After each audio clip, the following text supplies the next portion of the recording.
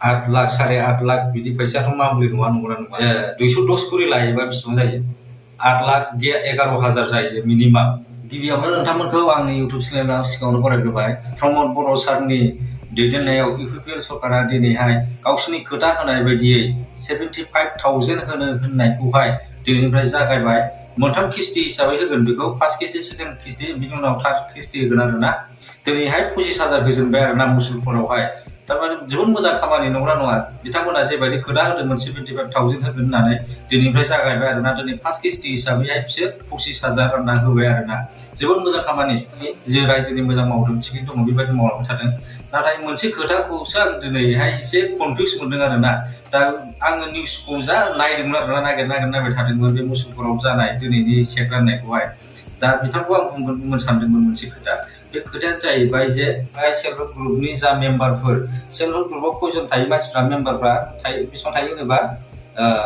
10 जन मिनिमाम 10 जन थायो नंगौना नङा सेल्फ हेल्प ग्रुपआव अबेबा 12 जन 13 जन 15 जनबो थानो हागौ मिनिमाम 10 जन थायो आरोना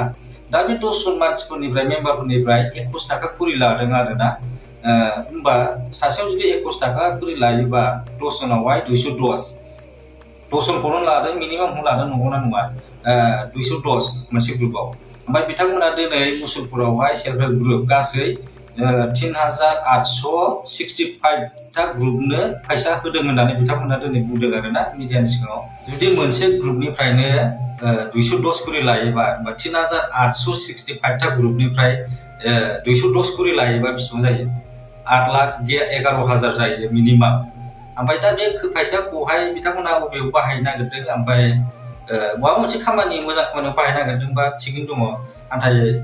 बेखौ लानायनिबो माबा मोनसे खारन थागोन ना नङा दा बेखौनो क्लियारिफिकेसन होगोन नामा होननानै आं निउस नागिरदोंमोन नाथाय बिथांमोना बिनि क्लियारिफिकेसन होआखै आरोना 8 लाख 8.5 लाख बिदि फैसाथ' मामुलि नङा नंगौना नङा दा जिखुनु जादों भिडिअआ एसेनोसै आं बे भिडिअखौनो कुइसनखौ डाउट थाबाय थानायखाय आं दिनै बे भिडिअखौ लाबोनो गोनां जादों आरोना दिनै भिडिअआ एसेनोसै बाय